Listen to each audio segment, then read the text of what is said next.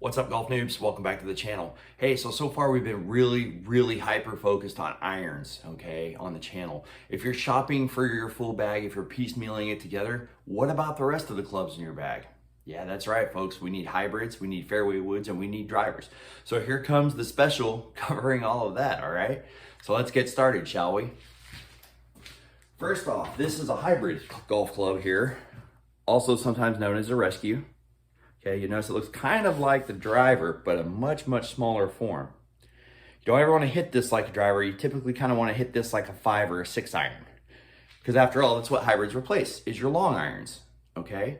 Long irons, the 2, 3, 4 iron are very low in loft, so they're very hard to hit, especially for higher handicap players. Amateurs, many forms, and skill levels tend to struggle with their long irons. So these are the answer. Hybrids are really kind of a personal preference. Most of them are pretty forgiving to begin with because that's what they're kind of made for, is they're built for distance, accuracy, and forgiveness. So it's just a matter of fitting the right shafts and the right club head and the right brand to you and your personal preferences, okay? So that covers the long irons. Now we start getting into the really fun stuff, guys. Let's talk fairway woods. Okay, this is a Tour Edge Exotics with the Tour AD 50 shaft. Shaft weighs 54 grams and is regular flex. You learn that info right there. This one is a 5 wood with 18 degrees of loft. Okay. Now, there's two different kinds of fairway wood. There's a shallow face 3 wood and there's a deep face 3 wood. A deep face 3 wood is pretty tall. The face with the grooves on it will come a little higher, up to about just under where my finger is. Meanwhile, a shallow faced fairway wood is going to be shallower in the face, okay? The ones that are shallower in the face make it much easier to hit the ball from the fairway or from the rough. These are better if you're mainly using your fairway woods from the fairway, off the turf. Now, a lot of players like myself typically use a fairway wood off the tee. If you're using a fairway wood off the tee mostly, you're probably going to want something with a little taller face, okay? That's going to help make better ball contact up against the tee, all right? So a lot of picking out fairway woods is not only fitting it to your swing, but fitting it to your game, guys. How do you plan to use your fairway woods? From the fairway only, from the rough, off the tee on on challenging par 4s, maybe they're really tight and there's trouble left, trouble right, and you don't feel comfortable going driver. A lot of that stuff plays in, okay? If you want a really versatile fairway wood, something like this, about this size, is pretty good. I can hit this off the turf fairly well, and it's great off the tees. So again, guys, Tour Edge Exotics in fairway woods, about as good as it gets, in my opinion.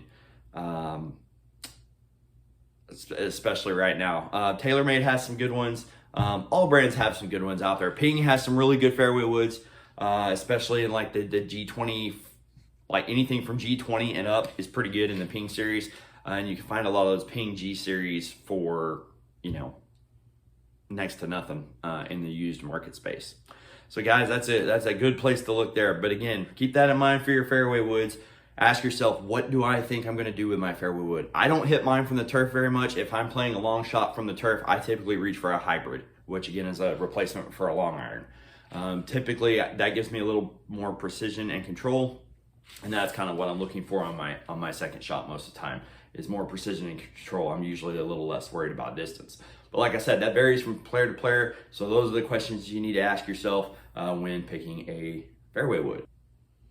Okay, so there we go, guys. Fairway woods.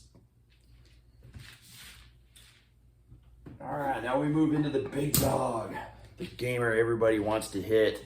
This is a Ping G20.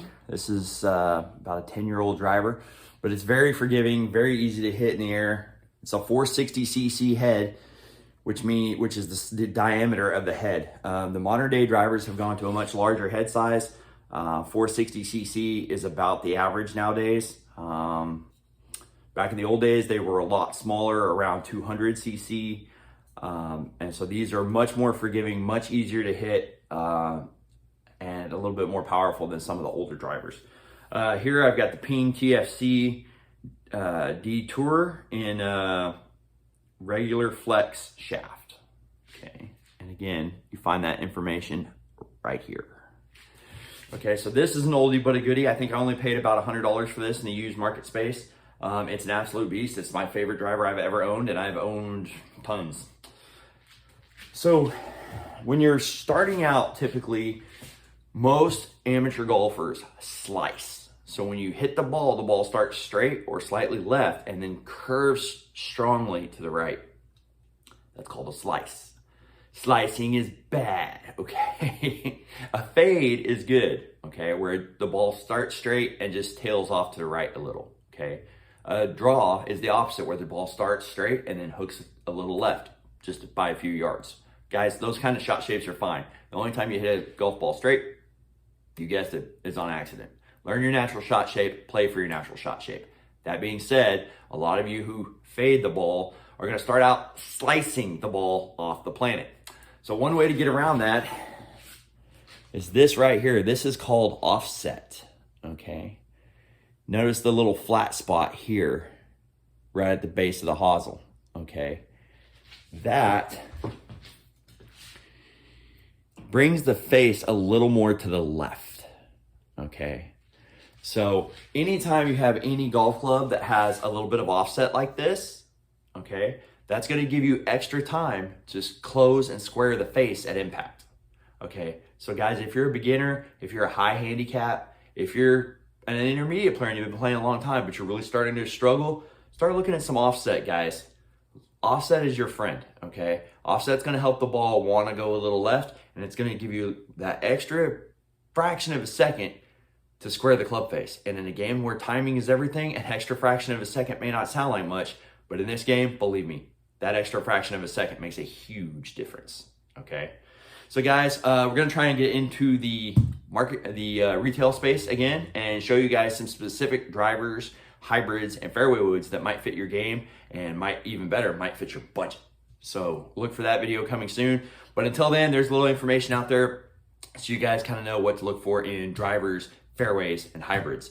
Not gonna get into anything on the wedges, guys. Again, if you're brand new to the game, even if you're kind of an intermediate player, loft is your friend up to 56. You want a 54 or 56 degree sand wedge. You don't need anything over that yet, okay? When you start getting around, shooting 85, 90, it might be time to add some more wedge arsenal to your bag, and we'll eventually get to a video on that. But for you beginners out there, remember, when it comes to the wedges, all you're really looking for is a sand wedge, okay? Nothing more than 56 degrees aloft, and just about any old sand wedge will do. All right, like, subscribe, stick around, guys. More fun content is on the way. Sorry it takes some time to pump this out. I still have a full-time job, so bear with me, guys. But we're going to have a lot of fun on the channel. When we get to 500 subscribers, we're going to have that big giveaway. When we get to 100 subscribers, we're going to have that golf ball giveaway. So like, subscribe, stick around. Till next time, golf noobs, later.